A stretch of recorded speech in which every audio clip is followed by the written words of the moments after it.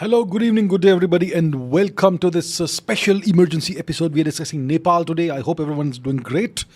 Let me see quickly who all is there on the live chat. I can see Shashank Srivastava, Might is Right, Nishal Rai, Vladimir Putin, Suman Shekhar Sarangi, I Matistic Poor Man, Ayush Singh, Patriotic Itachi Space, Abhinash Acharya, Shashank Srivastava, Chaitanya Manuja, Ram Shukla from Kanpur, Shashank Srivastava, Arrow 14. Who else? Subramaniam Swami is here. Well, and it is Hensi Penguin actually. Daksh, Mayank Sarbari Das Gupta, Satellite, Anurag Chaudhary, Tushar Kalburgi, Deepika, Tathagat Karan, Richard Artist, Boston Bred McLevin, hello. GS Acharji, Naveen Nav, Krish Wadwa, Sang from Darjeeling, hello. Arjun A, Rishikesh Zagade, Moksha, Daksh, hello. Ramacharan Veda, Anand Vajantri, Deepika, Rohan Parekh, Vikash PJ, Gravity Ka Hai, the Indian, and everybody else. All right. Good to see you all. Thank you so much for being on the live chat, and let us see what questions we have. I'll take as many questions as possible. Let's begin with this by Ayush Singh. Ayush Singh says, let us begin from the basics. Please explain the series of events that took place in Nepal. What's the current status? What are the scenarios for the upcoming future? Okay, let's begin from the basics. Nepal was founded in the 1700s. You want to begin from the basics? Okay, we cannot not go to the entire history of Nepal. Okay, so past 30 or so years, okay, there was a regime change operation in Nepal. There was, in the 1990s, there was this Maoist insurgency in Nepal. And one of the former retired heads of RAW, India's RAW, I think it was Mr. Dulat or somebody, I don't remember who it was, but he had said much later that India, the government of India at that time, supported the Maoists.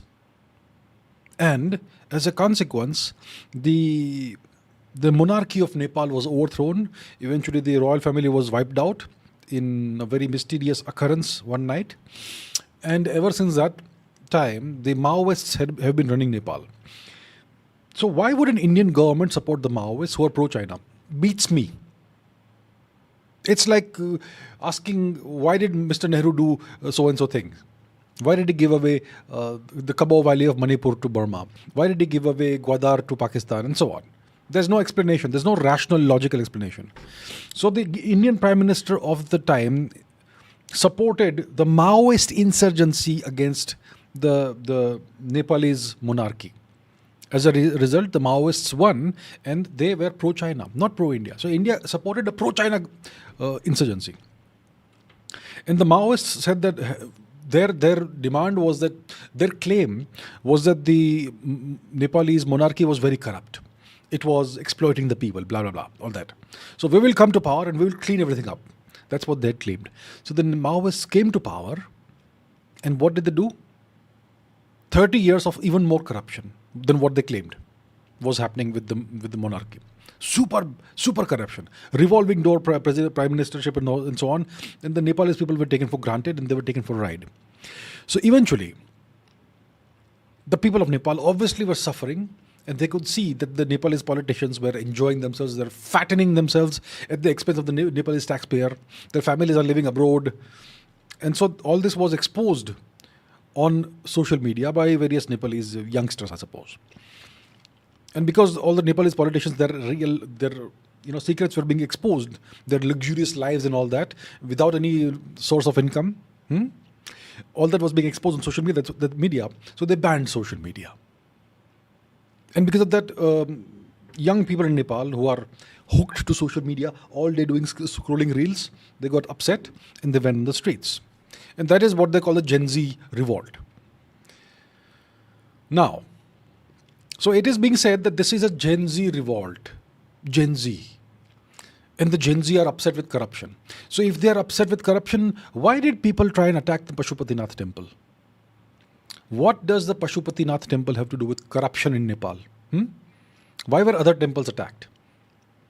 There is video footage of people trying to climb the fence, to climb the gates of Pashupatinath temple. It was thwarted. The attempt was thwarted, but there was an attempt to vandalize the Pashupatinath temple, the most historic temple in Nepal, Lord Shiva temple. Why would you do that if you have a problem with corruption?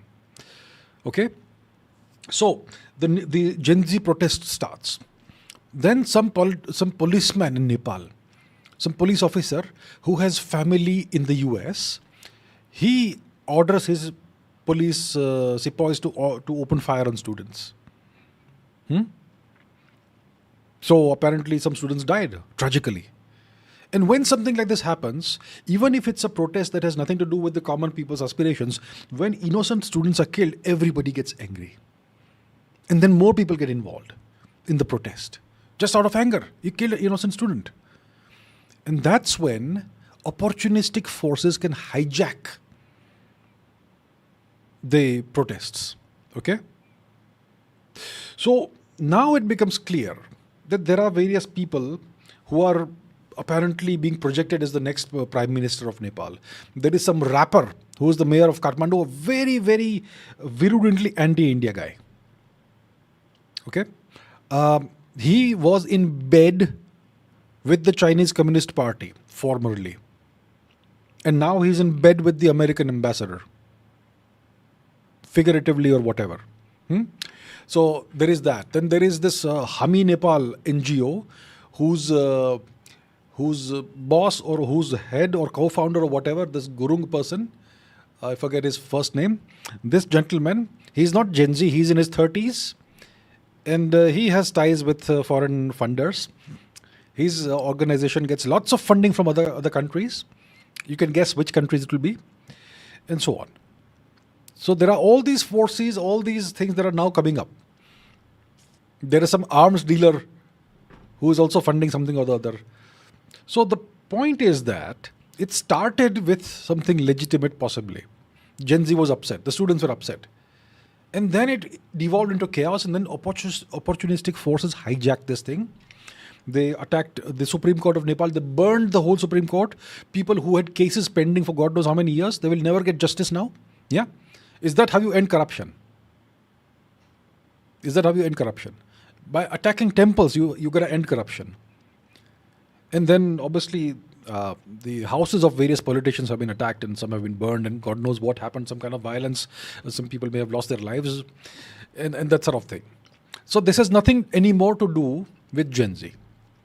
The people who are now being projected as the next leaders of Nepal, they all have ties with the United States. Okay? And Anurag is saying that Christian missionaries attacked Pashupatinath temple. And this, And this so-called Dipendranath or whatever his name is, this mayor of Kathmandu, this fellow, he is a proponent of Greater Nepal. He wants Indian territory to be part of Nepal. Yeah? So this is the situation right now. This is a classic regime change operation. This is a classic color revolution situation, and the Americans have perfected this. They have done this over and over again in so many countries.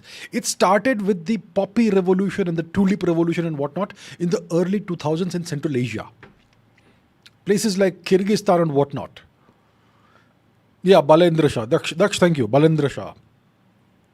Balendra Shah is that mayor of Kathmandu. So this is another color revolution. So that's the current status. Right now it is chaos. It is still chaos. There is still all the dust in the air, so to say. In the next few days, things will become more clear. Who is now going to be projected as the next leader of Nepal? And in case what I am saying is correct, that the US is behind this, then in the next few days, you will see a US puppet coming to power in Nepal. Some young person who has connections with the US. Either some ex-justice of Supreme Court, very easy to see connections there, or some rapper, or some former news anchor, or some NGO person. So that is the situation. So what is going to happen now? What is going to happen in the future? That's what is going to happen. The moment we see who is now being projected as the next Prime Minister and who is placed as the next Prime Minister of Nepal, that will clarify everything. This is not some, this started as something that was genuine. The students were frustrated, sure. But it has been taken in a totally different direction. And this is now a regime change operation. And who does it affect? That also we'll discuss. Who does it affect? Does it affect India? Does it affect China? Well, KP Sharma Oli was very pro-China, very anti-India. So this is a setback to China because he was China's agent. The Prime Minister of Nepal was a Chinese agent. He has been ousted. Now, there's a US agent who's going to be in power. So you see who suffers at the end of the day. My dear Nepalese people, you suffer. No matter who is in power, he is always the agent of somebody else. Who is going to be your agent? The people of Nepal, you also should have an agent, right? So, this is going to solve nothing for Nepal. When you have a prime minister or a leader of the country who serves a foreign power, you people, you're going to suffer. Nothing will change for you. Nothing. And this Prerna, who is this Prerna? This Prerna is saying that whatever happens in Nepal happens at the behest of Raw. Don't spread rumors. Sorry, I'm going to have to remove you from this channel. I don't need people like you here. So see, perhaps this Prerna person is a Nepalese person. And you can see how much virulent hate there is for India today in Nepal. Why is it like this? It's because people have been brainwashed in Nepal. These Maoists who have been in power for 30 years, 30 plus years, they have been brainwashing the people into believing that India is the enemy. Because they have been serving China. The Maoists have been serving China. So they have been brainwashing people from a very young age that India is the enemy. India is the nation that has been oppressing Nepal for God knows whatever time, right? So young people are misled and they have this hatred for India. If you see comments on social media, Nepalese citizens, many of them, I'm sure not all of them, many of them have the same hatred for India that Pakistanis have. The only difference is that there is no religious angle there. So that's the situation. India has mishandled the Nepal situation the past 30 years. In 2015, why was there a need to do a blockade of Nepal? So Indian politicians are also to blame for this situation. And yeah, so that's where we are. Okay, now we'll take some more questions. Hensi Penguin says that Sushila Karki doesn't seem to be a stooge. The stooge seems to be Balen. Balen is clearly a stooge. See, this Balen guy, the mayor of Kathmandu, he was, like I said, somewhat inappropriately perhaps, he was in bed with the Chinese. He was a Chinese agent. What does it mean that he was a Chinese agent? It means that he was getting money from the Chinese. The Chinese were paying him to be their agent. Now you can say that he has been visited by the American ambassador and now he is friends with the Americans. What does it mean? This guy is up for sale. Whoever pays more, he will work for them. That's the kind of guy this Balen person is. You think he will work for the people of Nepal? Whoever gives more money, it's like an IPL auction. This guy here is up for sale. Who is willing to pay more, he will work for them. He's a freelancer. Okay, so Balen clearly, Balen is a stooge. He is not working for the interests of Nepal. What you want, forget about India. Let's say Nepal has a problem with India. That's entirely your matter. You are a sovereign nation and you can have a problem with whoever you feel like. It's entirely your choice. But what's important is that whoever is your leader, that person should serve you, your country and your people. You should not serve a foreign power. Nepalis like to say, they keep saying that, we never came under the British occupation. We never came under the East India Company. We were never under the British Raj. Well, what is this happening right now? Your politicians are serving foreign masters. Ours are not today. You see the difference? So Balen is a stooge, no question. I don't know about Sushila Karki. I haven't looked into her antecedents. We will see about that. We'll see. Vladimir Putin says many liberals were demanding these protests in India also. They have already brainwashed some people on X. What should the Indian government do with these individuals? I'll tell you why is it so easy to brainwash people. Because the entire education system is controlled by these liberals. Our entire education system is controlled by them. if you look at higher education, if you look at colleges, universities, if you look at something like the Tata Institute of Social Sciences, do you know how anti-India it is? Do you know all the IIT departments of humanities, how anti-India they are, how Hindu-phobic they are? When you have professors and teachers like these who teach children are impressionable. When you are 15, 16, 18, 20, 25, you're impressionable. When somebody with authority teaches you something and says that India is an oppressive state, you will believe it. That's how they are making young, pliable people, the Gen Z, they are making them the cannon fodder for these revolutions, anti-India revolutions, right? That is what's being done. So these people, they've already grown up through the education system. They already believe all these things. And when you start this movement on social media, on X or whatever, they will go and sign up for being soldiers. So what should the government... And then you have these liberals. Who are these liberals? These are aspiring Zelenskys. See, this Balen guy is a Nepalese aspiring Zelensky. He's an aspiring Zelensky from Nepal. There are plenty of aspiring Zelenskys in India at very high positions, lower positions, etc., etc., etc. These are your liberals. They are not liberal by any means. They just say that I am liberal, which means I am anti-India, anti-government, anti-civilization. And being liberal means you are on somebody's payroll, essentially. In India, that's what it means. When somebody says I'm liberal, it means I am either on a foreign country's payroll or I want to be on a foreign country's payroll. I'm an aspiring Zelensky. That's what it means. What should the government of India do about this? Keep a watch on these people and keep track of where the money comes from, how much money is coming in, where is it going. Keep track of everything. And if something nefarious is attempted, clamp down on it. That's what I would say. Law and order. Right. Boston. Okay, we're not discussing... Listen, we're discussing Nepal today. Please. Let's not go here and there and everywhere. We're discussing Nepal. Dev Shukla says, do you think Nepal will become Hindu Rashtra? Right now, it's becoming an American vassal. Right now, that's the situation. Hindu Rashtra? What Hindu Rashtra? It's becoming an American vassal right now. Can Bhutan be the next target? We'll have to see about that. McLevin says all our neighbors had regime change in the last 5 years. Is something big coming from us? And now this is an important question. What's happened in the past 5 or so years? In 2022, you had the first regime change operation. There was West Pakistan. Imran Khan, who was pro-China, was ousted. And this Sharif fellow, this little Sharif guy, this much, he was put in the hot seat. Obviously, the army is running the show, but Sharif is put in the hot seat. And he's an American stooge. He also tries to meet Xi Jinping and go to Beijing or Tianjin or whatever, but he's an American stooge. So the first regime change operation happens there in 2022 in West Pakistan. Then last year there was a regime change operation in Bangladesh, which turned Bangladesh into East Pakistan.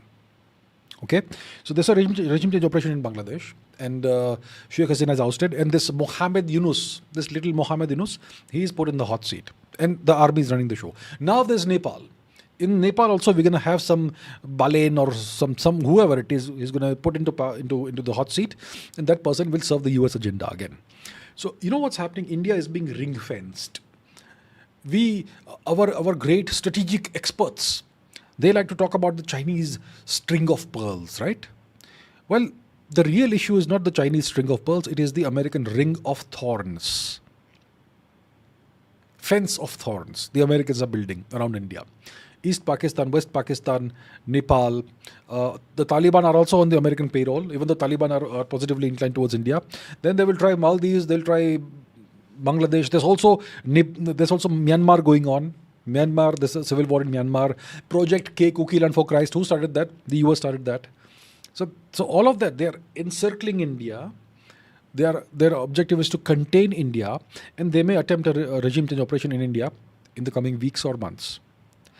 Bharat Biduri says, shouldn't India fast? We're discussing Nepal today.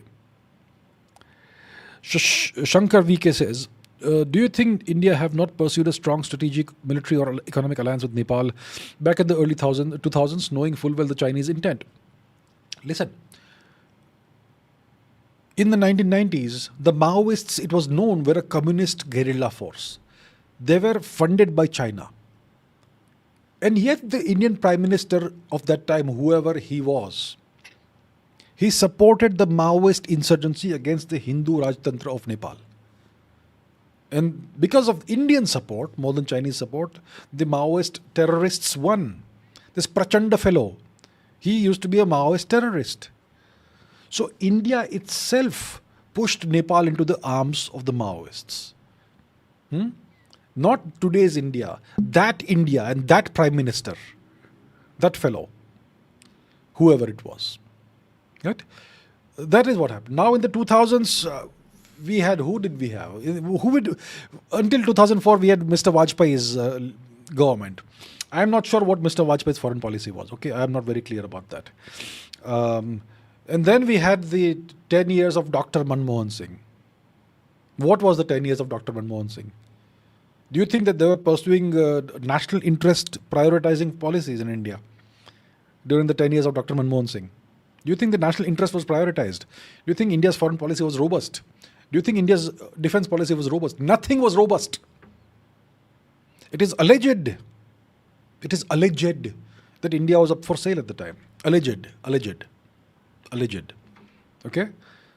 So, yeah, India did not pursue the right policy with Nepal in the 2000s. The government of India knew exactly what the Chinese were doing. No, nothing.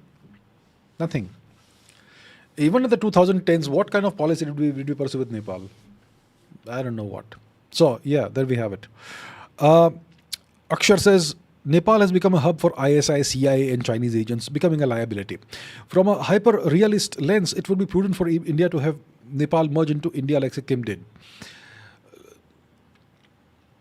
I think it will be better if Nepal remains a sovereign nation. I'll tell you why. And obviously, Nepal should not be under the goddamn Maoists, these terrorists. Nepal ideally should be a Hindu Rajtantra. But it will be better for Nepal if it stays a sovereign nation with the same relationship that we have currently. Open borders and same people. Why? Because the moment Nepal is absorbed into India, it comes under secularism. And then you will have 1 million Bangladeshis entering Nepal. You will have 1 million Christian missionaries entering Nepal. And Nepal will be ruined. Whatever little culture they've been able to preserve, Hindu culture, I think it will be good if it remains. If it is preserved instead of coming under Indian secularism. Indians, I'll tell you what, India is the world's most Hindu-phobic nation. You people may not realize it. Because Indians, we live in a la-la land. Hindus have more rights in the United States than in India. Hindus have more rights equal rights in Europe than in India. Okay? India is the world's most Hindu-phobic country. Hindus have more rights outside of India than inside India. You want the same thing to happen to Nepal. Your constitution discriminates against you, Hindus. Your laws discriminate against you. Your government policies discriminate against you. But you people don't realize it because you're goddamn blind, right? So do we want that to happen to Nepal? Do we want 1 million Bangladeshis in Nepal? Do we want churches coming up all over Nepal in place of Hindu temples? I don't want that. I think it will be good if Nepal remains a sovereign nation with robust, excellent civilizational and overall ties with India. And ideally it should be a Hindu Rajtantra, not a goddamn Maoist-infested hellhole. That's what will be good for Nepal. Pratar Dana says India and China look helpless against American regime change operations. Why is that? Because the Americans have perfected how to do this. And see, the way things are right now, see, if you have a nation that is your friend and a regime change operation is attempted there, well, historically you would have simply sent your army and ended this nonsense. But today if you send your army, then the entire international community will condemn you and impose sanctions on you. That you are interfering in the sovereign affairs of, in the internal affairs of a sovereign nation. So you can't do anything. Because otherwise you'll face all these consequences. The Chinese also can't do a thing, as you can see. Because right now it is a pro-China government that has been dismantled. What are the Chinese doing? Staying out of it. They're waiting and watching. They also have a common border. The Tibet-Nepal border is there, right? The Chinese aren't doing anything. The Americans are so powerful. You people don't realize how powerful the Americans are. Look at Taiwan. Look at Taiwan. It's in China's backyard. What does China desire more than anything else? More than anything else, China desires Taiwan. Taiwan is in China's backyard. China has the world's largest navy. China has extremely modern armed forces, allegedly. So why isn't China taking Taiwan? Because the Americans are so powerful that even in China's backyard, China can't take Taiwan. People don't realize how powerful the Americans are. So that's the situation. If India or China attempt, let's say hypothetically, India attempts to intervene in Nepal and oust all these foreign forces, the Americans and the EU and the so-called international community will immediately impose all kinds of sanctions on India. India will be condemned in the UN Security Council. India will be portrayed as an aggressor, the way Putin is portrayed as an aggressor, and so much more. India will be vilified. It will hurt India very badly. That's why India stays out of this. Forget about all of that. Look at Manipur. What's happening in Manipur? An invasion by cookies. Is India doing anything about it? The moment you take action against these terrorists who have come with women and children, the world will say that India is violating human rights of its own citizens, even though cookies are not our people. Even in our own territory, right? India is right now. When was the last time the Prime Minister went to Manipur? Why is he staying out of it? Why has he not spoken about Manipur? His hands are tied, you see. That's how powerful the Americans are. Forget about Nepal. In India itself, we have problems. We have industrial scale Christian conversion happening across India. What is the government of India doing? The moment the government of India tries to stop it, India will be labeled as a nation that lacks religious freedom, and all kinds of various actions will be taken against India. So this is how these people operate, the Americans. They try to destroy civilization. So India and China are currently, when it comes to Nepal at least, we are helpless. We are staying out of it. Shiva Prasad Challa, well, thank you so much, sir. That's so kind of you. Thank you. No, sir. No, no. No, no, no. No.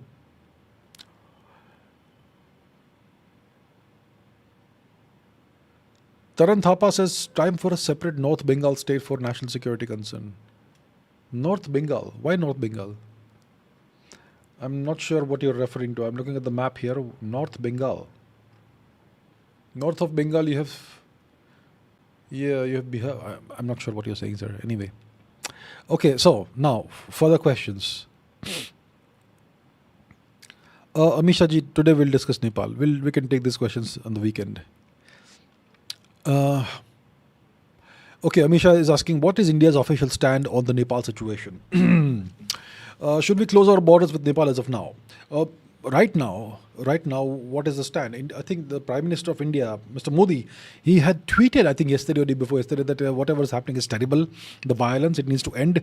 And beyond that, we have said nothing. So our official stand right now is that we will stay out of it. We'll wait and watch. That is our stand. See, generally when these things happen, the government of India maintains extreme calm. Its statements are very mature, very restrained. Behind the scenes, we may be doing something perhaps. But officially we'll be very restrained and very mature, and we'll urge for calm, we'll urge for peace, we'll urge for quiet, we'll urge for a peaceful resolution to whatever issues are existing and whatever has developed. That's what we would say. Should we close our borders with Nepal as of now? It's something that could be on the table perhaps, depending on how things go. We'll have to close borders only in very specific situations. So if there is a huge influx of people coming from Nepal, in case there is a tremendous amount of violence and people are fleeing Nepal and millions of people want to come into India suddenly, that would be a problem. But right now, I don't think there's any need for the government of India to close the borders unless there is a situation where the ISI is pushing in terrorists from Nepal or something. And that sort of thing has kind of happened in the past, but right now I think there's no need to close the borders. We will obviously reassess the situation once the new leader, puppet leader of Nepal will be announced. And then we'll see what their stance is towards India, whether they are being hostile, whether they are being friendly, what is their stand, and then we'll have to see how things go. Because see, the thing is that Nepal and India, we have an open border, as everyone knows, and the people of Nepal can come to India without a visa, no need for a visa. They can live in India, they can work in India just like Indians. They're treated essentially just like Indian citizens, except for the fact that they can't vote. I'm sure there are some other restrictions also, but otherwise we're the same, right? And the most important thing is that Nepalese citizens can serve in the Indian armed forces, just like Indian citizens. So if now there's a pro-US regime in Nepal, okay, and they have a very strongly anti-India stance, and we'll have to be very careful about all these things. So we'll have to see going forward how it is. Right now, we wait and watch, and we reassess after a while. S. Reddy says he means Darjeeling. In that case, I understand. Sure. Poor man says Nepal, Myanmar, Bangladesh, Pakistan, everywhere the same story. Can they try the same in India? Maybe not regime change, but regime degrade. Look, I'll tell you what. You're right. We are being encircled. A fence of thorns around India, an American fence of thorns. East Pakistan, West Pakistan, Myanmar, now Nepal, four of our neighboring countries. And Myanmar is in civil war, and it's spilling over into Manipur. Manipur is a crisis. Manipur is an invasion by foreign squatters into India. And those foreign squatters in India, in Manipur, they have no allegiance to our culture, civilization, history, or country, even if they have Aadhaar cards. It's a big problem. Now we have Nepal. So the question that poor man is asking is, can they try the same thing in India? Maybe not regime change, but maybe a regime degrade. So, look, first of all, understand this. The Americans don't like Prime Minister Modi. He's the only world leader who has stood up to the US.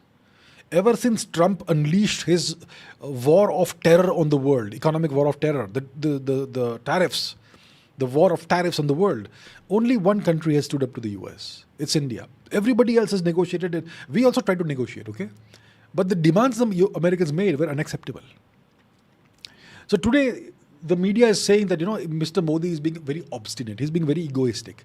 Just bow down to Mr. Trump a little bit. Nominate him for a Nobel Prize. Accept that Trump had some participation in the ceasefire with Pakistan. Accept these things, and everything will be fine. That's it. What is the truth really? What is the truth? The truth is that the Americans want India to open up the entire market to American goods, including the agriculture sector, including the dairy sector. If we open that up, all our industries will die. Everybody will be out of a job, and we will be a vassal state. So we are saying no, and we are not agreeing to this. And that's why the Americans are deeply unhappy with Mr. Modi. They know that if somebody else, whoever that may be, Americans know that if somebody else comes to power, one of their preferred politicians, then India will be very happy to immediately become vassalized. So America wants a regime change in India. They want Mr. Modi to go.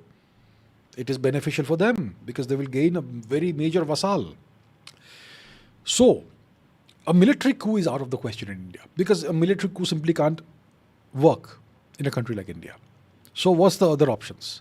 The other option is a regime change operation. So they can try a regime change operation. They've been playing the game of subnational diplomacy in India, aligning with various regional political parties, hypothetical regional political parties, and so on. Okay, I'm not naming anybody. There could be some or the other, whatever it is. They've been playing this game for quite some time. The Americans have been trying to exploit the divisions that the British created in society and to widen the divisions, to fund various NGOs, to fund various media outlets, to fund various political parties, to fund various YouTube influencers, and fund God knows what else. And the objective is to create an ecosystem that will eventually overthrow Modi. So they will try their best. I assure you of that. Regime change or regime degrade? No, not regime degrade, regime change. They will try that in the coming, who knows, days.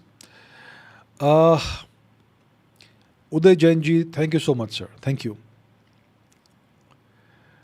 Adi, okay, this is nothing to do with Nepal, so let's not discuss this. Pranjal Chaurasia said, IITs are hotbeds for anti-national professors. Absolutely right. Absolutely right. I was expected to write a drama for exam saying how government mismanaged COVID lockdowns and paint them in a very negative light. I tried a mixed approach. I got bad grades. This is the problem with the IITs. What is the government of India doing? This is the Indian Institutes of what? Technology, right? Not humanities, not sociology. This is the Indian Institute of Technology. Why do you have humanities departments? Why? That funding that goes to the IIT, it is earmarked as science funding, but a significant amount of that is spent on these humanities departments. End the humanities departments in the IITs immediately. I've been saying this for how many years? I have shown on my live streams the kind of research these IIT professors are publishing. All anti-India research, all Hindu-phobic research. Caste this, caste that, caste oppression. India is a caste. Just caste. Is that what the IITs are supposed to do? The government of India is sleeping on the wheel when it comes to the education system and these IITs and the humanities departments. The humanities departments are snake pits of leftists. That's the problem. That's the issue. Now, I'm not saying all IIT professors are like that. I've had an IIT professor from IIT Mandi, right? Dr. Surya Prakash Upadhyay, who came on my podcast. Great guy. So he's not like that. But most of these IIT humanities departments are snake pits of leftists. So the best thing is stop the humanities in the IITs. This is technology, Indian Institute of Technology. They need to end all of this. If somebody wants to learn the humanities, go to a sociology department somewhere. Why have you joined the IIT? We want pure engineers in the IITs. And if some students have this desire to expand their knowledge and broaden their horizons, they can do it in their own spare time. India needs to end the humanities departments in the IITs. How many times do I have to keep repeating this? We are digging our own grave. Big problem. So Pranjal, I'm grateful to you for sharing this personal story of yours. Sandeep Chaudhary, well, thank you so much, sir. Devansh Kumar says, I think Nepal now may be a military base that the US wants from us. We'll see about that. Yeah, see, that could happen. So let's wait and watch. Let's see how the situation evolves. My assessment is that in the next few days, a new US puppet will come to power in Nepal. There were many Indian strategic analysts who were saying, you know what, that not every revolution is a regime change operation or a color revolution done by the US. We need to be more mature in assessing what's happening in Nepal. I mean, what nonsense. First of all, when something like this erupts, you need to keep quiet for a couple of days and assess what's happening. Look at the patterns. Did you see me tweeting on day one that this is that? No, I kept quiet for 2 days. You have to keep quiet for a couple of days, see the signs, see the patterns, assess the situation, then open your big mouth and speak, right? First 2-3 days I was quiet. I did not say a word about Nepal. But yeah, now it is clear this is an American-mediated regime change operation. No question about it. Some people are still saying, no, it's a Gen Z protest. It started as a Gen Z protest. Now what are the Gen Z saying? It has nothing to do with us anymore. That's what they are saying. It's been hijacked by opportunistic forces, by deeper, more sinister forces. So if Nepal in the next few days sees an American puppet coming to power, then you may have American military bases in Nepal. It may happen. Very likely in that case. Yeah. So then it will be something that will be used to potentially intimidate India as well as China at the same time. So we'll see. King Charles says, US West, but still why Western narrative matters. The Western narrative is the US narrative. It's the US narrative, okay? It's not the Western narrative. It is the US narrative. Saswat Jena says, why is the US so successful and why can't India do such operations? Okay. How do you do such operations? Tell me. How is the US doing the operations? They first identify people who are potential traitors to the country. So if you want to target Nepal, you look at people who are already working for China. And then you approach them. Hey, you're working for China. I know, I understand. Don't worry. I'm not here to hurt you. I know you are working for China. How much are they paying you? Okay, I'm sure you cannot tell me. So let me assume that the Chinese are paying you this much. Listen, I'll pay you 3 times the money. And your sister, I will give her admission in Harvard. And your nephew, I'll give him admission in Princeton. Okay? And your bank balance, we will have it in London. So we'll pay you much more than China. Don't worry, you work for us. And that's how they identify people and put them on their payroll. They will have journalists on their payroll. They will have politicians on their payroll. They will have mayors on their payroll. They may have people who work in certain institutions of the government on their payroll. They create a whole network of people like this. They start NGOs with their funding. To do all this, you need very deep pockets. And you need to know how to identify traitors and approach them. Now, does India want to work with people who are traitors to Nepal? Maybe, let's say, for the sake of Chanakya Niti, let's work with evil people for some time. Okay, fine. To achieve a good objective, let us engage temporarily with some bad people. Okay, maybe. Now, the problem with these bad people, these traitors, is that the only thing they want is money. And the moment the Americans or the Chinese come to know that India is paying this guy this much, they will double the money. They'll keep on doubling the money. They have deeper pockets than India. See? So you have to understand that we have limitations. Our money is to be used for Ladli Behna Yojana, right? Not for all these big things. So, Explore Words as our next. Okay, thank you very much for the fascinating suggestion, sir. Thank you. Okay, Darjeeling, Siliguri, I get it. Okay, I get it. Right, what else do we have? Nikesh Dahal says, as a Nepali person, I think we are suffering from exclusionist policies since the Nehru regime. Imagine the Gujarati king had succeeded in entire other Indian regions were against Gujarat, like now Nepal. I understand the perspective of the Nepalese people completely. The Nehru government was anti-Nepal. King Tribhuvan wanted to join India, and Nehru told him to get lost. And maybe it was a good thing for Nepal, because otherwise Nepal would have been secularized just like everything else in India. And then the government of India in the 1990s, whoever that prime minister was, he unleashed a Maoist terrorist insurgency on Nepal. He aided and abetted that.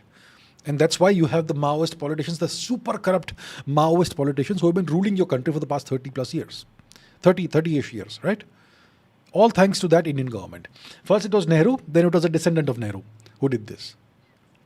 We also suffered from the same people, by the way. Okay? So, it would be incorrect for the people of Nepal to hate Indians. We have nothing against you. We would like you to succeed and be happy. It is certain politicians who have messed up the whole thing. They messed up things for Nepal, Indian politicians, but they messed it up for us also. We also suffered for decades under the same politicians. So I don't understand why Nepalese have to hate Indians for that, or India for that. Hate the politicians who messed everything up. We also hate them, right? Those magnificent politicians who did so much harm to us as well as to you. Understand? All right. Apurva says, how long before we can start trying the same? What? Regime change? Not going to happen. You need very deep pockets for that. The Americans will always have deeper pockets. And what's the point? So India won't be doing that. Okay, Trump says McLevin, Trump said on Truth Social he will continue to negotiate with India, and Prime Minister Modi finally responded to him. And then the protest started in Nepal. Are these things related? Everything is related. See, on the 5th of September, Trump had put on Truth Social, he had put a post on Truth Social in which he said that we have lost India to China and Russia. We have lost India. That was 5th of September. What happened on 6th September next day? The protests started in Nepal. Clearly it's connected. And the US doesn't like Modi. The US is very upset with Modi that he has dared to stand up to us. They want Mr. Modi gone. They want a different leadership in India. They want some preferred politician of theirs to be in power in India. Right? So all of this encircling of India, the objective is to destabilize India in the long run. It's to contain India. It's to prevent India from growing by having all these destabilizing factors all around India, on every border. And if you take Nepal, then you can also destabilize China potentially with that. So it's like killing two birds with one stone. So all of this is interconnected. All of this. Madhura Majumdar Mandal says, what should Bharat's ideal strategy be right now, given that all our neighbors are being controlled by a predatory US? Our strategy right now should be to clean up our internal problems. Because see, you can't control what happens outside on territory that is not your sovereign territory. When it comes to Burma, it's not our sovereign territory. And it's being messed up. When it comes to East Pakistan, West Pakistan, not our territory. So we can't control what happens there. Nepal, same thing. So what happens outside of India, we can't control. But at least within India, we need to clean up our act. There are so many problems in India which can contribute to bigger problems, like regime change. All of that needs to be looked into. That's number one. All the traitors all the aspiring Zelenskys need to be identified and need to be, let's say, defanged in a completely legal, transparent manner. So whatever dubious foreign funding is flowing into their accounts from wherever, that needs to be tracked, or ideally stopped, right? Confiscate that money. And whatever, I mean, deal with these people as best appropriate. Secondly, all of this funding that's flowing into India, God knows, billions or trillions of dollars for industrial scale conversions, that needs to end. Next, all the foreign occupiers of India need to be thrown out of India. All the Bangladeshis, the 100 million Bangladeshis and Pakistanis and cookies and whatnot, throw them out of India, please. The burden on the Indian taxpayer will be significantly reduced. There will be more breathing space for Indians in India. That needs to be done. And most importantly, we need to grow our economy. Whatever it takes, the economic growth should continue, whichever way. Right? All of these things we need to do. And of course, take care of border security, strengthen the armed forces, and make sure that nobody can dare to, try any misadventure with us. All of these things need to be done at this time when we are encircled. Look, it may sound like it's a very bad time for India. The US is against us. But ask yourself, why is the US against us? It's because we finally matter now. Imagine if Dr. Manmohan Singh was still in power. Do you think the Americans would be against us? No. They would be very happy with us. They would have only kept 15% tariffs on us. We would have been America's good friend because we would have been a good little boy. Today we are not good little doggy anymore. We are standing up. The Americans are, they see that as a problem. So because we are doing well, that's why they are against us. If we were doing poorly, then nobody would care about us. So, yeah, so there we have it. Geopolitical Dubey says, why didn't the US set up a military base in Nepal? From their perspective, the base would be useful as it contains both India and China. Is it because Nepal is landlocked? How do you set up a base in a sovereign country? It's not like, okay, I want to construct a building there, so I'll go and construct a building there. If it is not your country, if it's a sovereign country, you need permission, right, from the government? You need permission from the local government, from the Nepalese government. Now, the Nepalese government has been a set of Maoist governments the past 20, 30 years, who have all been in the pocket of China. So how do you expect the US to get permission to build a military base there? Not going to happen, right? Simple logic. There you have it.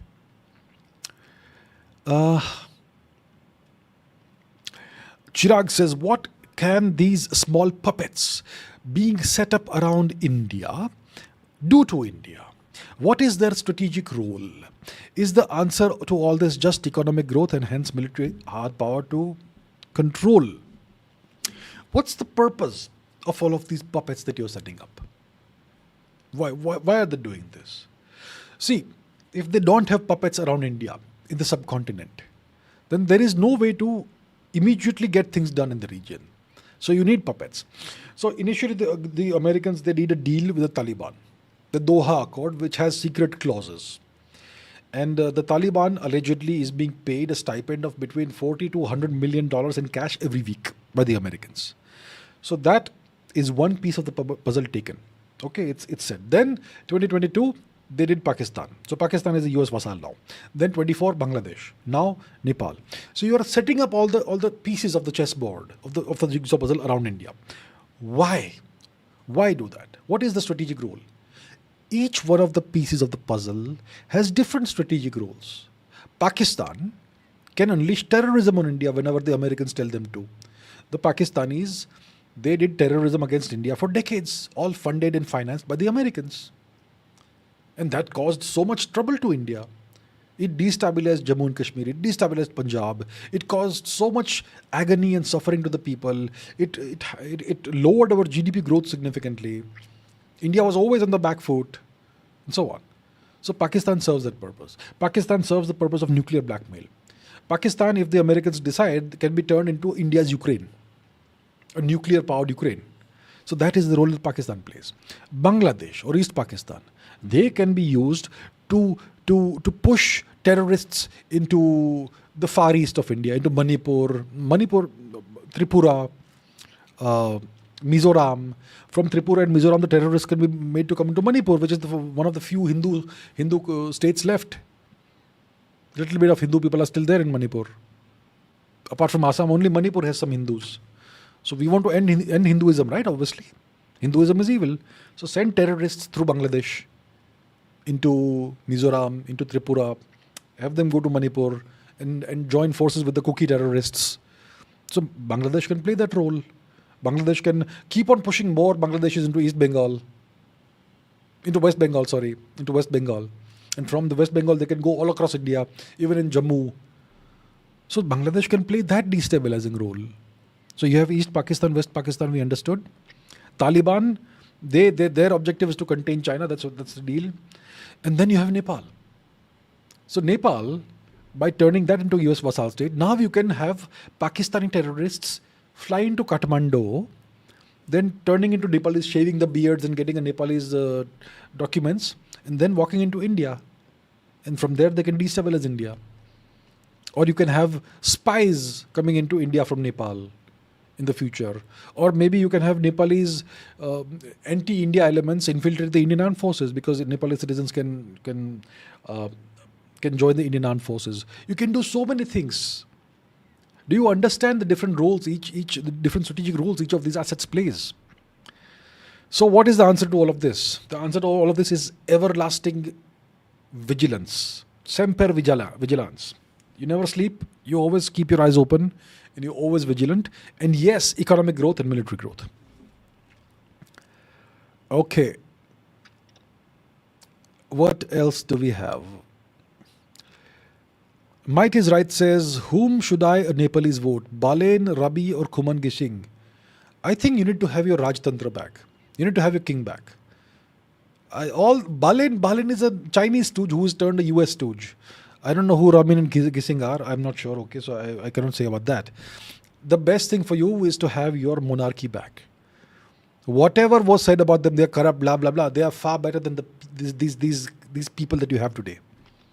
That is my opinion. You don't have to take it. I am obviously not Nepali, so I can only put an opinion across. At the end of the day, it is you people who have to decide what happens to your country. My simple recommendation to you is, you are a sovereign nation. So if you are a sovereign nation, whoever leads Nepal has to serve the country and the people of Nepal, not foreign forces. This Balen fellow, he was a Chinese agent who is now an American agent. Why would you vote for a person like that? Why? Forget about whether he's anti-India or not. but he should be pro-Nepal at least.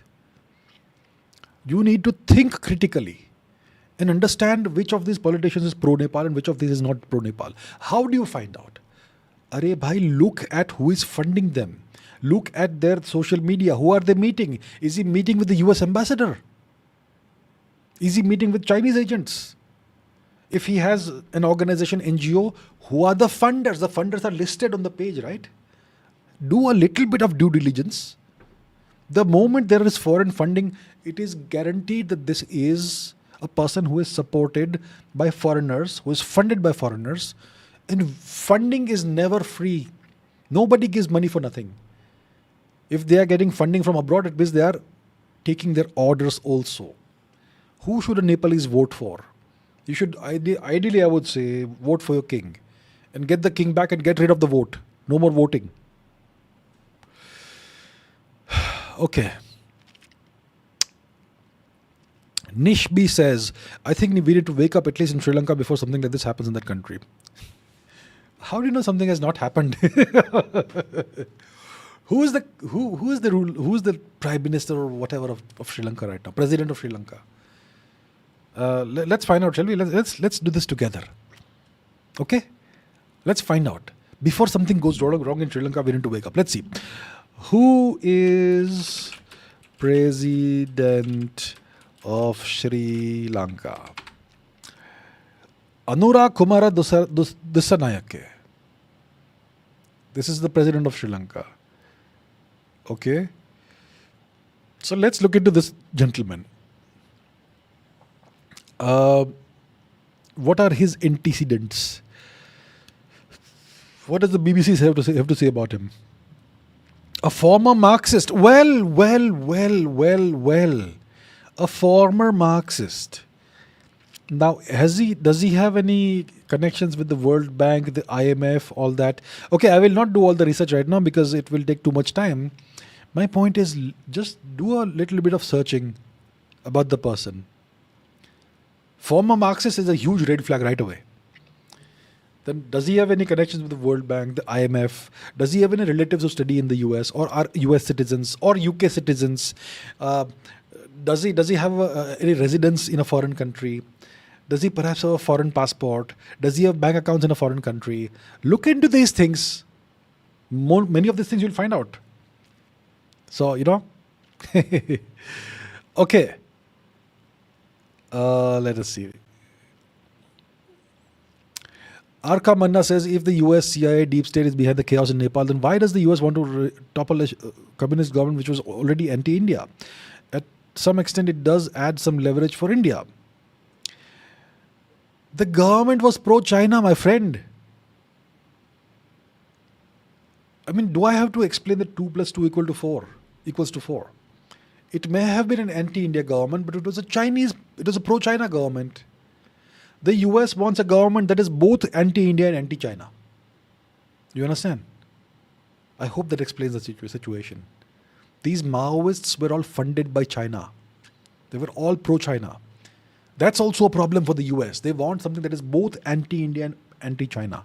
It has to be only pro-US. That's what they want, sir. Okay. Kaushal Talapati says, PM Oli is saying Raw behind the revolution. Yeah. Oli. The Chinese agent is saying Raw is behind this. Yeah, very credible. Thank you. Pranjal says, why are certain countries more prone to getting destabilized than others? I'll tell you what. Smaller countries are always prone to being more destabilized. Why do I say there are only 5 fully sovereign nations in the world?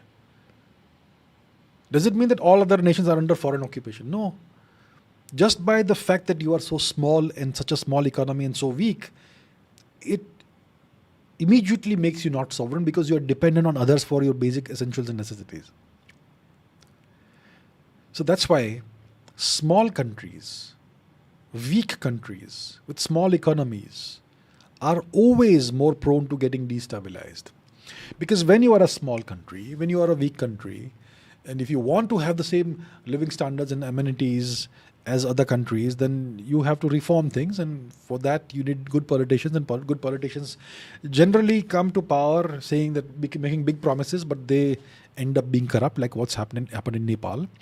And being corrupt means you're serving a foreign power. So you become rich, the politician. If I'm a politician, I will be super rich. I'll have my family living abroad, lots of money, lots of luxury, and the people of Nepal are all living in poverty and misery.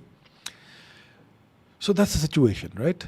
So that's why poor countries, smaller countries are always more prone to being destabilized, because there will be opportunistic politicians who will be always willing to sell the country for a profit to foreign bidders and so on.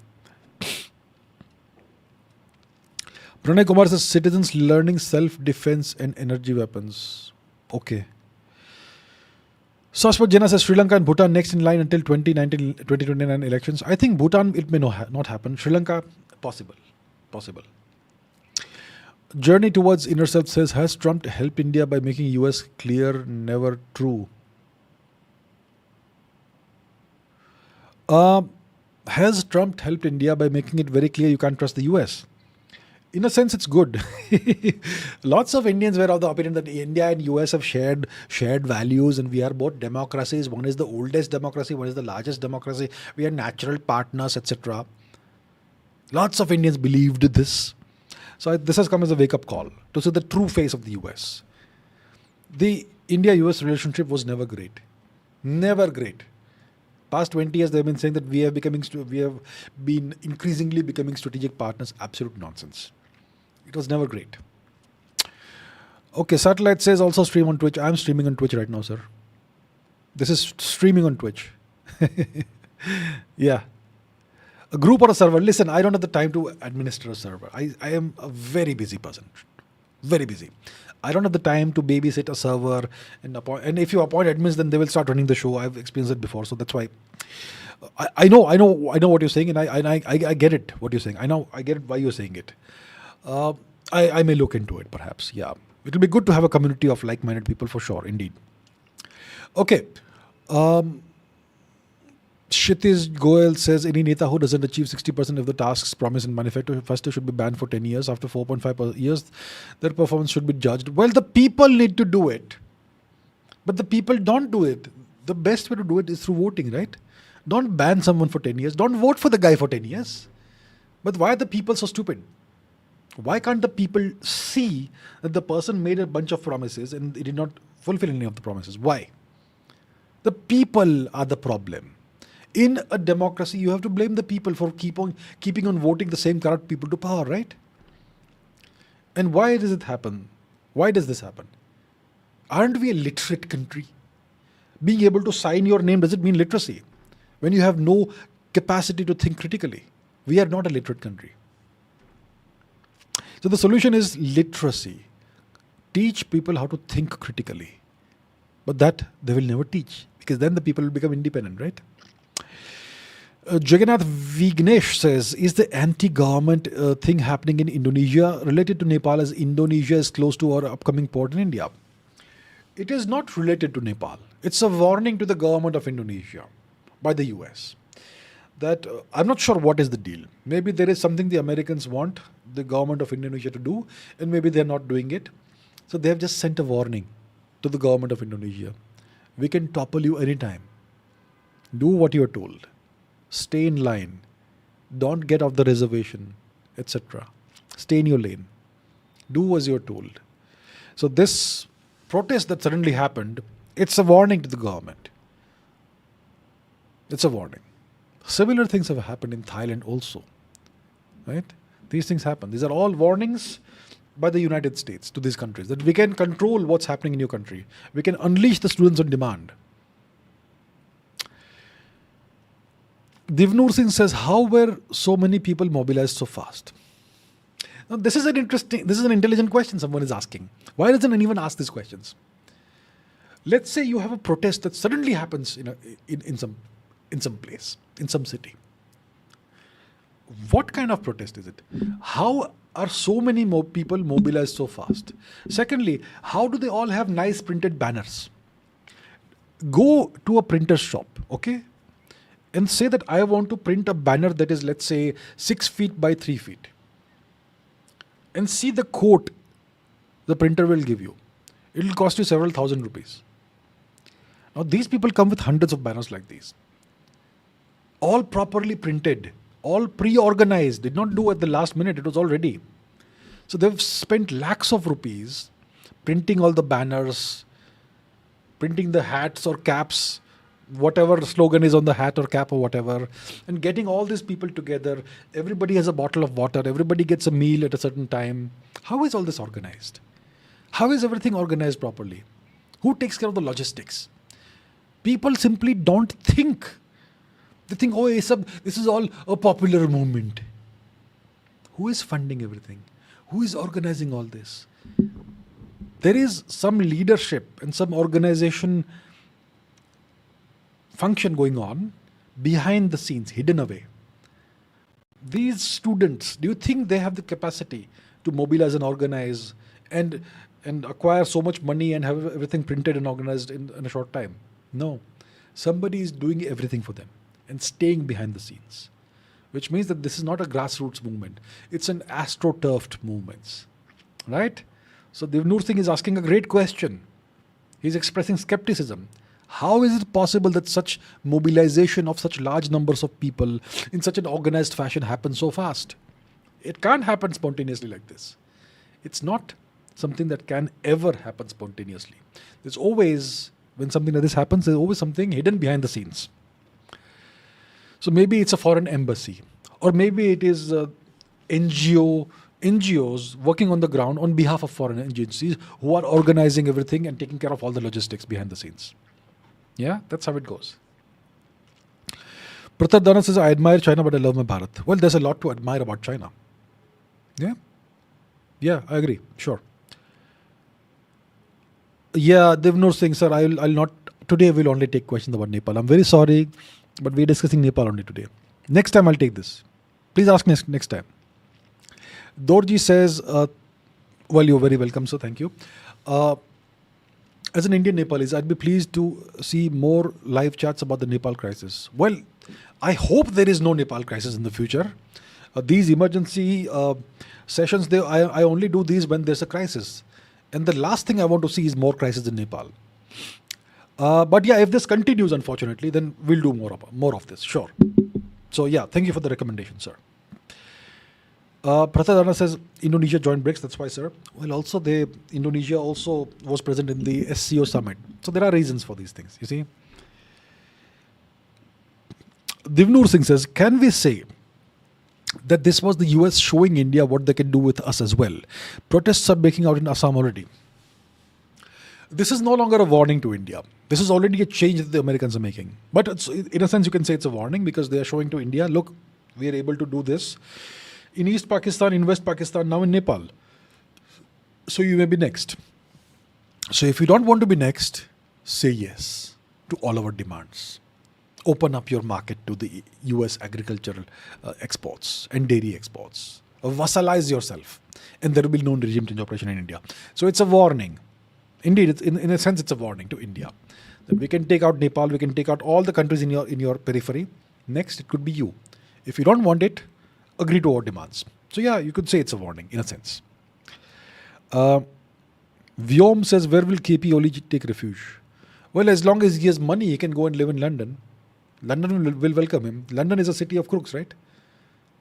London is a city where you have all kinds of drug dealers and arms traders and former terrorists and former dictators and whatnot who live there. And nice people also. I'm not saying they're all like that. But the point is, if he has money, and I'm sure he has a tremendous amount of money stolen from Nepal, so he can take refuge in London.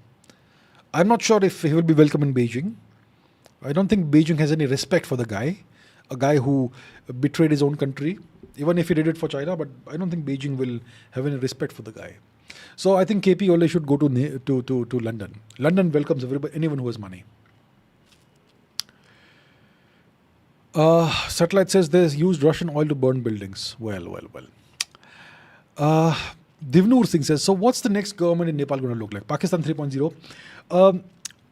I anticipate that in the next few days or a couple of weeks, we're going to have a new regime in Nepal, which is going to be either that former mayor of Kathmandu, whatever his name is, who was formerly a Chinese agent, now an American agent, or it could be some former news anchor who was part of that Prachanda guy's government while also being a US citizen, which is completely illegal, but he did that. Or it could be some Supreme Court justice, that lady, or it could be somebody else. I don't know. But whoever comes to power, it's most likely going to be an American agent, somebody who works for the US, not for Nepal. So it's going to be kind of like Pakistan. See, in Pakistan, you have this Shahbaz Sharif guy, who is not really the leader of Pakistan. He's just the puppet. And behind him, the real power lies with the military. And the military serves the US. Right? In Bangladesh, you have this Mohammed Yunus fellow, Nobel Prize winner. He's a puppet. The real power lies in the hands of the military. The military serves the US. So in Nepal, you could have a similar situation. You could have a puppet face, a visible face of the government, who will be one of these individuals. And behind the scenes, it may be the army that runs the show. But whatever happens will be pro-US. So that's the kind of situation you could have, that you will most likely have in Nepal in the coming days. Navdeep Singh Bajaj says, my thoughts on Kirk death. First of all, this has nothing to do with Nepal. Secondly, I was only vaguely aware of Kirk. I mean, I did see some videos of him here and there, but I do not remember the guy. He's not important from our perspective. Some American right-wing politician who got shot. Well, no other thoughts beyond that. Divnur Singh says, I understand US's power, but I don't understand how they can almost make people move like robots in command. Just money. My friend, sir. Divnur ji. Money. You have no idea what money does to people. Money solves all problems. There are very few problems that money doesn't solve. It doesn't buy happiness, but it buys you freedom. Money solves most problems in the world. And unfortunately, everybody has some price. Almost everybody has some price. There are very few people who, when shown the money, will be able to resist it. Okay? So let's not blame people here and there. When a sufficient amount of money comes in your face, I suppose all your principles fly out of the window. They have essentially unlimited money. They will give people power, they'll give people money, they'll give people prestige, they'll give people everything they dreamed of. So yeah, that's enough to command people. That's enough to make people to turn people into robots. And of course, if that doesn't work, there's always the power of the gun. You can always have people assassinated, bumped off. It was an accident. It was an accident, you see. Godfather style. So that's how things are done in the real world. Plus Ultra says, demographic change reason in Nepal-India border. I am not aware of any demographic changes in the border. In the border of Nepal and India, you have the Madhes region, right? The Tarai region, the Madhesi people, who are essentially the same people as the south of the border, in Bihar, Mithila, and UP and all that. Is there a demographic change that's happening right now? Is there any large-scale, industrial-scale Christianization happening? Are there Bangladeshis coming in? What's the deal? I'm not sure. Divnur Singh says, people are romanticizing this revolution in Nepal. Is this the best way to look at it? Making reels with Bollywood songs in the background. Indian influencers are the most low IQ people I've seen. Most of them. I mean, just for a few views, you'll do any nonsense. There is nothing romantic about this revolution. The so-called revolution in Nepal. This is a regime change operation that's going to hurt Nepal in the long run. It is like Nepal coming under what it never came under, the East India Company. Now Nepal is going to come under that.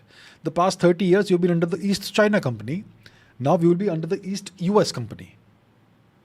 That is what's happening. Is this something romantic? This is disaster for Nepal. Your leaders are serving foreign powers. If they are serving foreign powers, it means they're selling your nation. And Indians are saying, oh, revolution ho gaya, Gen Z, blah, blah, Bollywood songs. Indians are, I don't know what to say. I mean, I don't want to insult my own people, but what to say? It's so frustrating and yeah. Jagannath Vignesh says, should our border stat arm themselves, borders, states arm themselves near Nepal?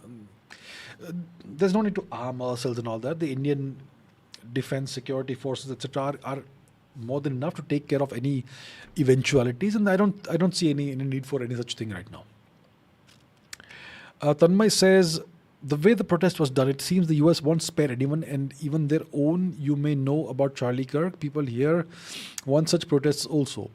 The US, to understand why this is the case, you have to understand what the US is. What is the nature of the United States? People believe that the US is the world's oldest democracy. The US is a two-party system. The Democrats and the Republicans.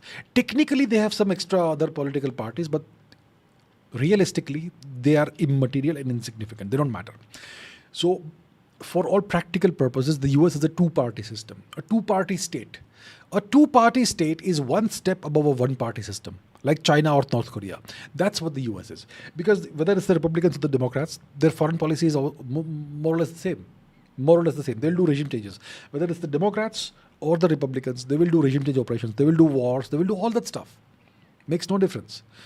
So, the US is an autocracy masquerading as a democracy. The US is an empire. It's a modern day empire, just like the Roman Empire used to be, but on a much larger scale. When you are an empire, you act in an imperial fashion. You are imperialistic. And whoever stands in your way, they're done. Now, people here also want such protests. Those people are aspiring Zelenskys. The people here in India who want such protests, they are aspiring Zelenskys. Snakes inside the country, traitors. Okay? Swastik says, should India still let Nepal men in security forces? I think a reassessment will have to be done depending on what kind of government comes to power now in Nepal. Shubhrat Shukla says, even if the leadership is provided from outside, why can't the ground organizers present inside the territory be contained? How do they remain hidden? They're not hidden. They're not hidden. Everyone knows they exist. Any NGO that is funded by foreign countries is known. But legally they are allowed to operate, right? You can't go against the laws of your own nation. So in case you have a country like Nepal, for example, where the law says that, yeah, you can run an NGO with foreign funding, then that law is then weaponized to run NGOs with foreign funding, but the purpose of the NGOs is to create a regime change situation. But technically, it will say, no, we are a social NGO. We're working for social welfare. So all that documentation will say social welfare. All their activists and founder and all that, they will have sociological degrees and they will say that we are social activists. So on paper, everything is perfect. This is a social welfare NGO. But in reality, they'll be doing something entirely different. They'll be mobilizing people to start an armed revolution or something. So that's how we do it, right? Very easy. So legally, if you approach the courts or take the case to the courts will say, "No, what is the problem? This is perfectly fine, perfectly legal." That's how institutions and laws are weaponized against countries, right? So you will have on-ground organizers who are openly working, and they are saying we are doing social work, social welfare. But actually they are mobilizing people.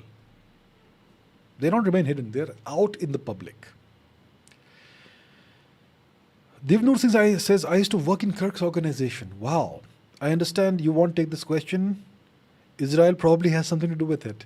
I took the question. I don't know about whether Israel does Israel have something to do with this. I don't know. See, I don't remember exactly what Kirk was doing. Kirk was a right-wing activist, a Christian activist. I've seen his wife's Twitter. All she posts is some Christian quotes here and there all the time. Luke this and Jeremiah something or the other. All Christian scriptures she keeps quoting.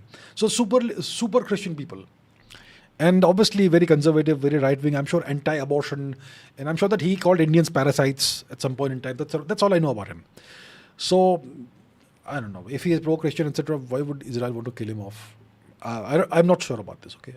Yeah, but okay. Well, thank you for sharing your perspective, sir. Pig in chat, thank you, sir. Very interesting DP you have there. Ankita is here. What can common people do to prevent the installation of some aspiring Zelensky as the prime minister in such situation? Don't vote for aspiring Zelenskys. Nothing more the common people can do beyond this. The common people have to be very responsible in voting.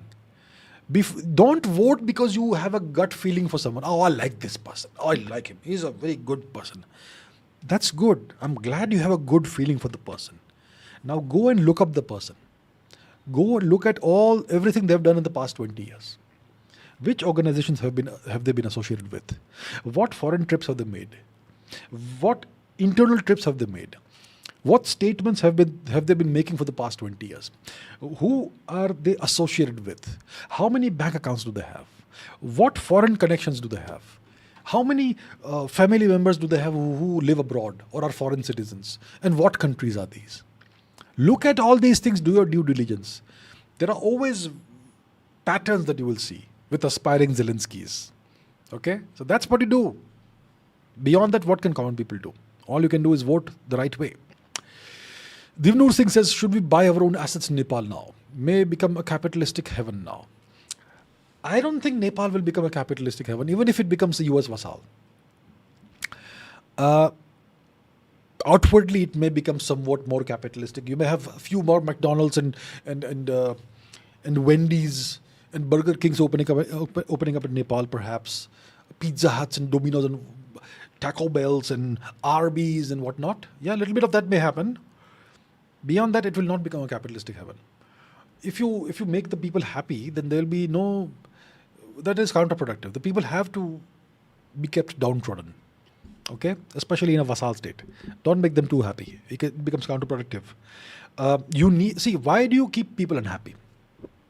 Let's say I am an empire and I have a vassal, a newly minted vassal. Now, should I give that vassal, because he has become my vassal, should I give him all the benefits of the world? And should I make his people super happy? Well, if I make his people super happy, then he will no longer need me to prop him up. His people themselves will prop him up, right? I want him to be vulnerable. I want him to have a sword hanging over his neck all the time. The people may overthrow you. You are there only because I support you.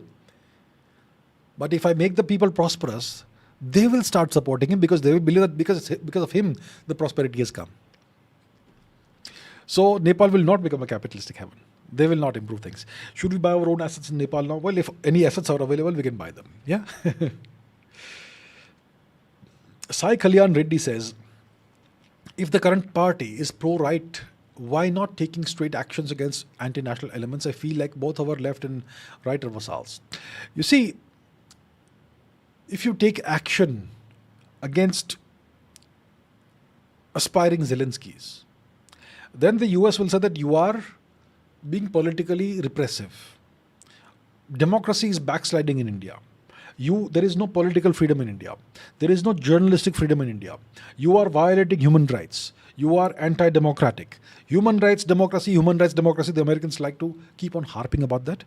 They will weaponize that against you. And they can even impose sanctions on you. Especially if you take any action against their assets in the political class in India.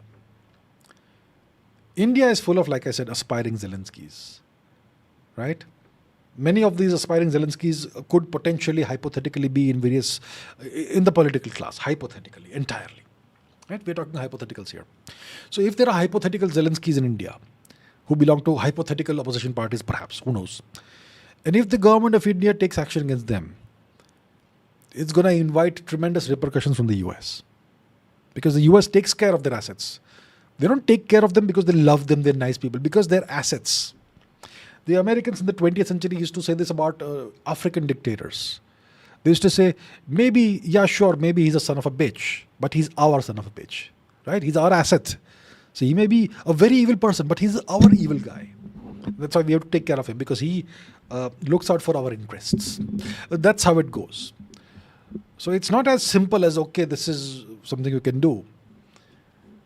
It's more complicated than that. So the Americans, if the government of India goes against certain NGOs or certain politicians, they will raise hell. It's going to be more trouble than we want. RPPL says not only Modi versus US but Canada and China more. All American vassals are against us in some shape or form. Canada has been weaponized for the past 2 years, right? That fellow, what's his name, Trudeau, he came to India apparently high on cocaine, and then he alleged that India had killed some terrorists, some Canadian terrorists in Canada, and then he went public with all these completely baseless claims which have no proof and so on. So Canada has already been weaponized against India.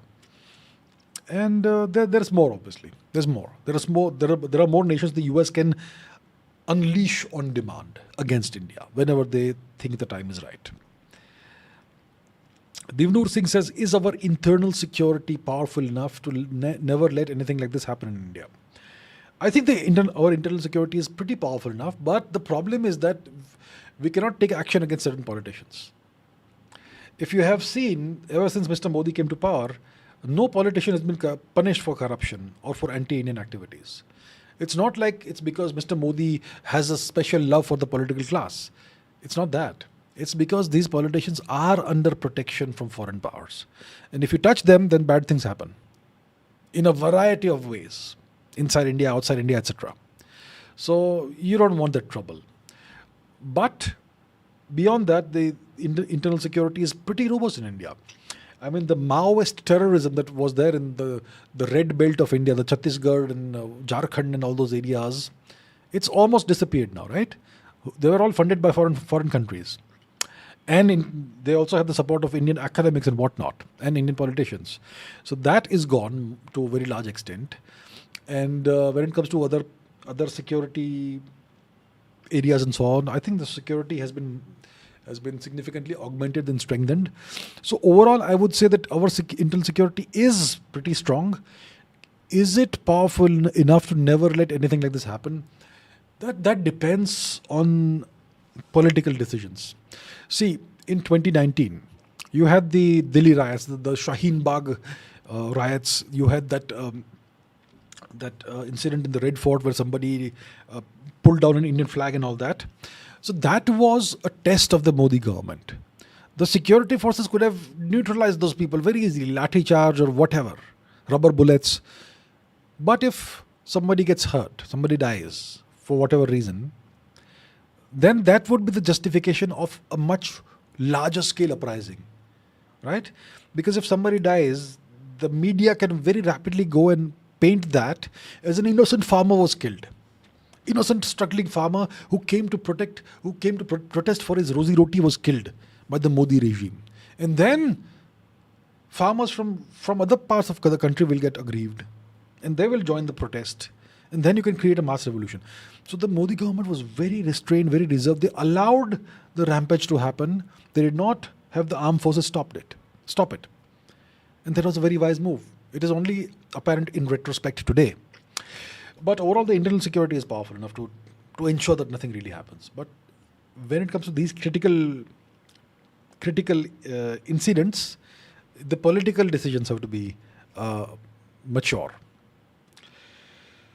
Subha Bapari says, love for Bengal. Thank you so much. Do you think, thank you very much. Do you think Bengal is the next Kashmir? After seeing Nepal regime change, I understand the US can do anything.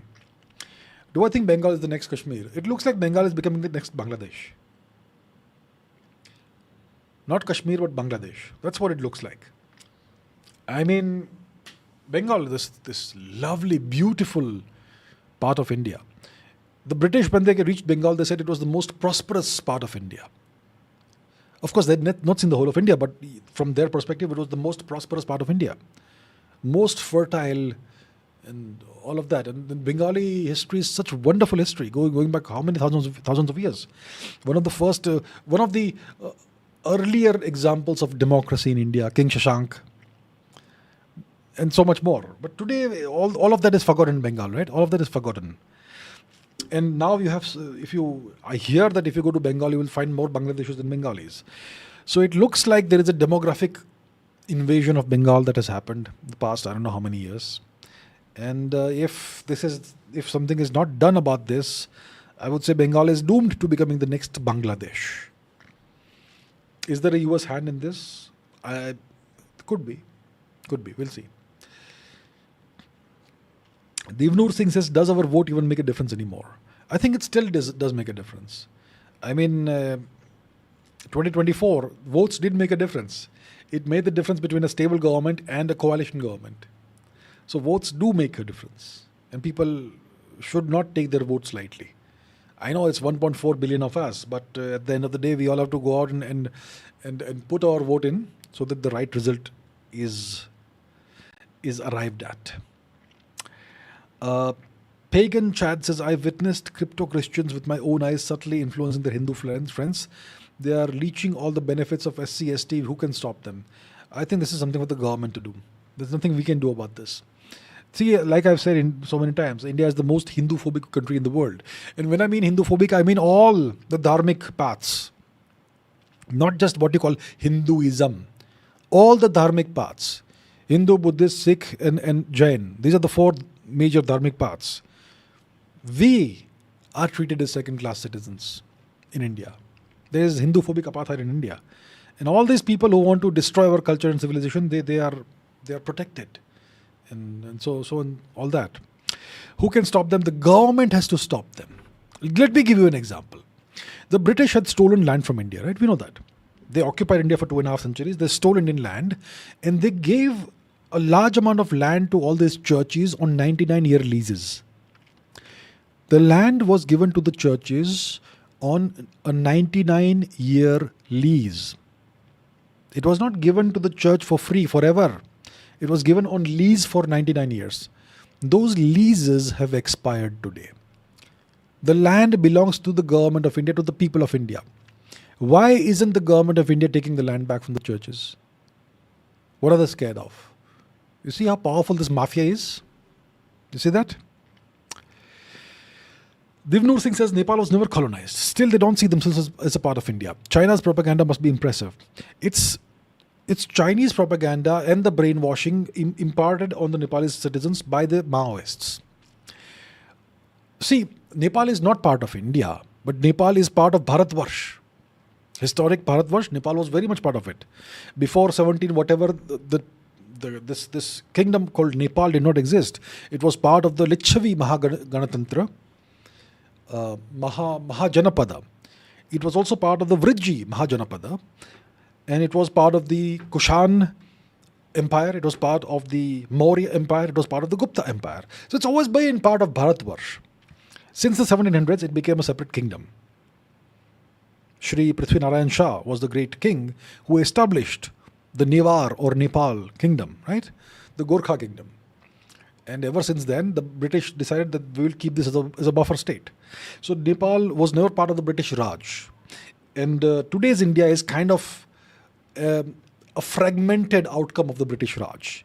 But Nepal was always part of Bharatvarsh. But today the people of Nepalese have been brainwashed and so much hate has been put into their heads, some of them, not all of them, that they hate India, just like the Pakistanis do. The only thing is that there's no religious angle to that.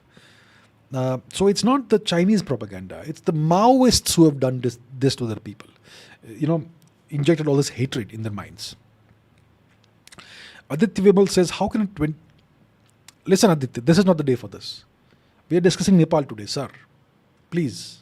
We'll take these questions on Saturday. Saturday, announcement. Saturday, I will do an 8-hour live stream. Ask Abhijit. Ask me anything. I'll take all your questions. 8 hours. Okay? I know it sounds crazy. I'll do that. 6 p.m. Saturday. I'll put the announcement up. So, Aditya, I'll take your question then. Okay? Today, we'll discuss Nepal, please. All right? Varalika says, lots of Nepalese people have a second home. They have bank accounts in India. There has been and will be a lot of spillover of Nepalese population, don't you think? It depends on how the regime change proceeds back home in Nepal. So if it is a very violent regime change and lots of people are targeted for whatever reason. See, when a regime change happens, then the new regime often goes after the people who supported the old regime. They try to purge the whole society. If that happens, then people try to escape. For example, what happened, let's say, in 1971 in East Pakistan. The Pakistani government was doing a genocide of the Hindus with American support. So when something like this happens, people have to escape. And where do they escape? They go back to the motherland. So that's why lots of Bangladeshi Hindus came to India and they settled down in India. Now, absolutely, you're right. Lots of Nepalis have second homes and bank accounts in India. So if there is a similar situation in Nepal after this regime change, then it will make sense for them to come and settle down in India. Will there be a lot of spillover of Nepalese population? It will certainly be less than the number of Bangladeshis we have in India.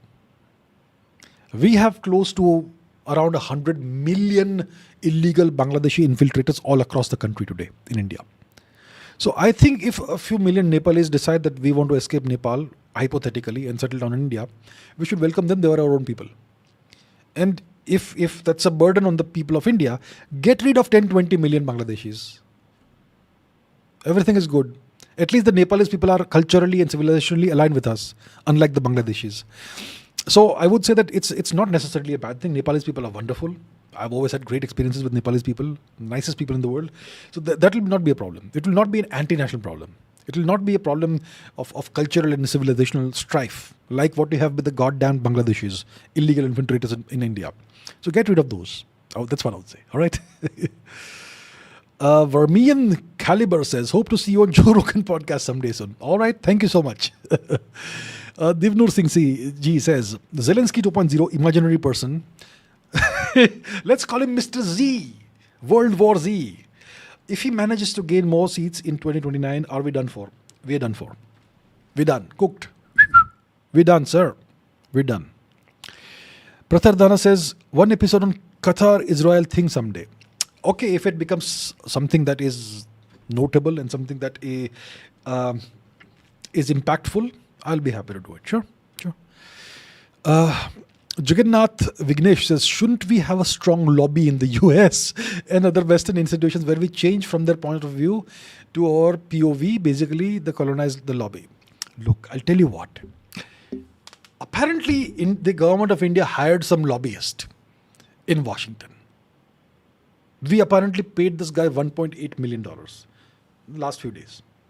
Okay? And now this guy, as somebody who works for India, he goes to President Trump and presents his case and whatever. And then there's a nice photo opportunity. They're both smiling. And you know what India's journalists do? Some utterly imbecilic, moronic, retarded Indian journalists. I am using those words deliberately. I'm not taking anyone's name, by the way. Some so-called senior journalists, very senior journalists, and some aspiring geopolitical experts among journalists, they went on Twitter and they said, India's lobbyist who India has paid $1.8 million meets Donald Trump.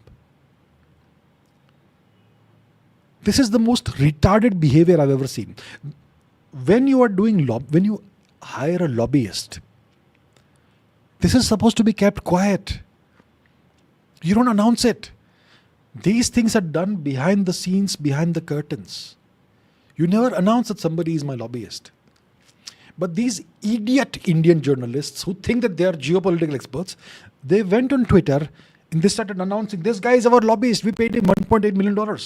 Because I want to be the first to break the news, right? I want to be the number one journalist. To hell with the Indian national interest. I should be the one to break the news. And very prominent journalists did that. A bunch of utter idiots who imagine that they are geopolitical experts. Let me give them the worst possible insult I can give them. Pakistani journalists are better than this. They have more sense. Yeah, we should have a strong lobby in the US. Yeah, we should. But we should do it quietly. Let us not allow the idiot journalists to come to know who we have hired as lobbyists. My God, are they traitors or what? Are they trying to betray India? There are three options I can think of. Either they're absolute clueless idiots. That's number one. Number two, they don't care about the country. They know what harm it will do the country. But they want to be number one journalists who broke the news first. Or number three, they're on some foreign country's payroll. One of the three possibilities. Most likely they're idiots. Most likely, we know what they say. Never blame to malice, never attribute to malice what you can attribute to idiocy or something like that. So these senior journalists are a bunch of idiots. Yeah, and they think that they're portraying themselves as geopolitical experts. My God. Divnur Singh says, we have our own oligarchs, richest in Asia, by the way. We are the richest guys in the US. Our external influence does not add up according to this. Influence is immaterial. Power is what matters. Let's understand the difference between influence and power. Influence is the blue guy here. Power is the red guy. What's the difference between influence and power? Let's say I have 1 million followers on YouTube, 1 million subscribers on YouTube. It means 1 million people may sometimes pay attention to what I say and may sometimes take it seriously. So I have 1 million subscribers, subscribers on YouTube, and I have 200,000 followers on Twitter, which means that those people will sometimes take me seriously and sometimes they'll pay attention to me. That is called influence. So it is at their discretion whether to listen to me or not. Sometimes they will, sometimes they will not. That is influence.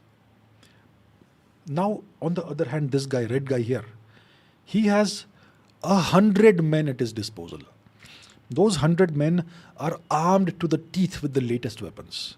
And they will obey him unquestioningly. Unquestioning obedience. Here I have 1 million subscribers.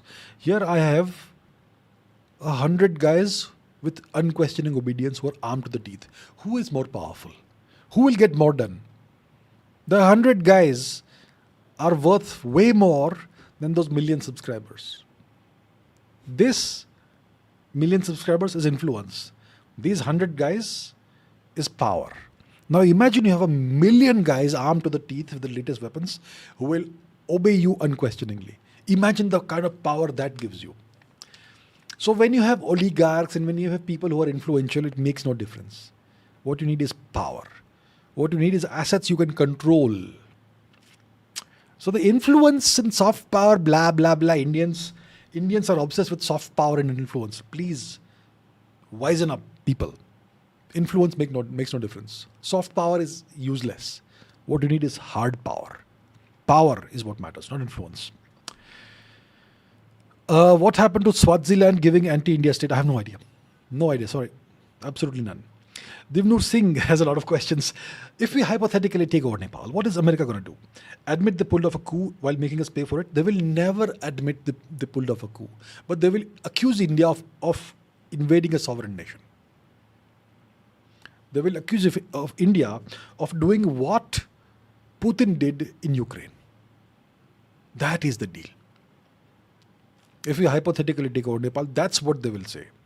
And they will have some people of Nepalese origin protest in New York, in Washington, and in other European capitals.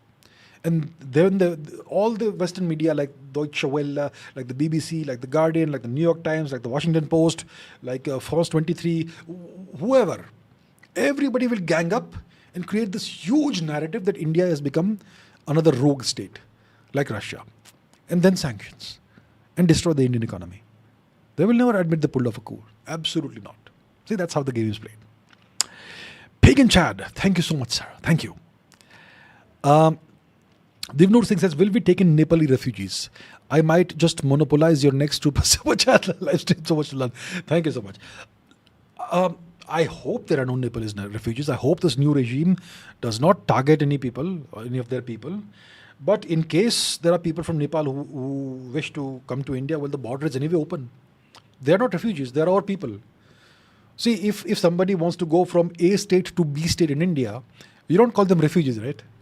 So similarly, if some people want to move from Nepal to India, well, they are always welcome. There will be no one stopping them to come in. So there will be no issues as such. Nothing. Divnur Singh says, so can the deep pockets pay off India's top leadership? Now that's a very interesting question you ask.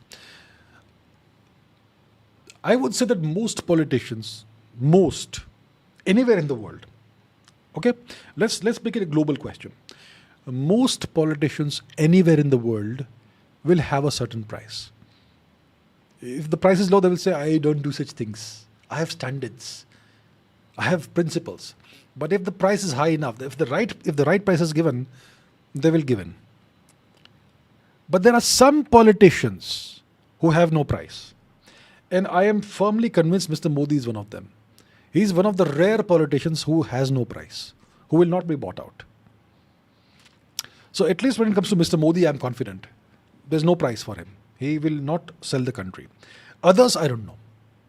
Others, I don't know. That's all I can say. Okay, we'll take a couple more questions. It's been a pretty long live stream. A couple more questions. I'll finish the existing super chats, right? And then we'll stop. Rajat Chatterjee says, thank you for doing this. On a lighter note, looking like a Gen Z. I'm looking like a Gen Z.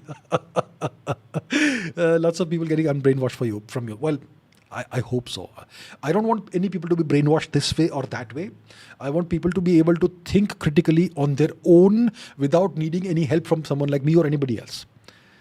That's all that I seek to do. Nothing else. I don't want to brainwash anyone. But anyway, I'm glad that at least some people see sense. Hopefully, yeah. And thank you, sir, Rajat ji. Dinur Singh says, if the US is going to fall eventually, are they going to take everyone down with them? You know, you may have heard of the Israeli Samson option. The Israeli Samson option is their nuclear option, in which they have a list of targets. The Samson option is that if Israel goes down, it will take everyone down with them, which means they're enemies. And a few months ago, some list was leaked. I'm not sure if it was an authentic list or not, but apparently there were many major capitals, world capitals, on that list. So the deal is that if Israel goes down, if let's say Israel finds itself in a situation where it's going to be defeated and it's going to be destroyed, then before Israel falls, they will launch a massive nuclear strike and destroy all their enemies before they go down finally. That is the Samson option. If I go down, everyone goes down with me. Now, on the list I saw, India was not on the list of targets. But certain very interesting countries were on the list of targets. Now, that's the Israeli Samson option. The US has its own version of the Samson option, which is the global Samson option. If the US goes down, the whole world goes down with them. They will nuke everybody, including nations that have never done a thing to the US. So the US, if it goes down, if it falls, they will nuke the entire world. That's incredibly evil, but that's their plan. James, our good old friend, is back. Good to see you, mate. Cheerio. Speak about the Sami people and how we ruined them. The Sami people have nothing to do with Nepal, but the Sami people are people who live in Finland, and they are kind of oppressed. Yeah, I think the whites have oppressed the Sami people. Even though the Sami people themselves look white, blonde hair and blue eyes and white skin, but I think they are a Finno-Ugric people or whatever. That's all I can say in very short. But good to see you, James. Good to see you. Former colonizer. All right. Pagan Chad said, you predicted a falling power lashes out. That's what most falling powers do. They lash out. So, yeah, if the US falls, it will lash out at everybody and flatten the world, essentially. That's what they would like to do. Okay, I'm going to end this live stream here. Thank you so much, everybody, for all the questions. I think we have thrown some clarity on the situation in Nepal, and we will keep an eye on this. If there's more developments that are potentially destabilizing or whatever, I shall do another emergency live stream as and when required. So, everybody, thank you so much for all your questions, and I look forward to seeing you on Saturday, when I will do an 8-hour Q&A session. 6 p.m. it starts. It will go on until 2 a.m. If the questions last, we'll do it. I'll be happy to take repeated questions if required. I look forward to seeing you there. Those of you who want to watch my participate in the other live stream, they can do it at 6 p.m. Until then, take care, everyone. And I'll see you soon. Take care.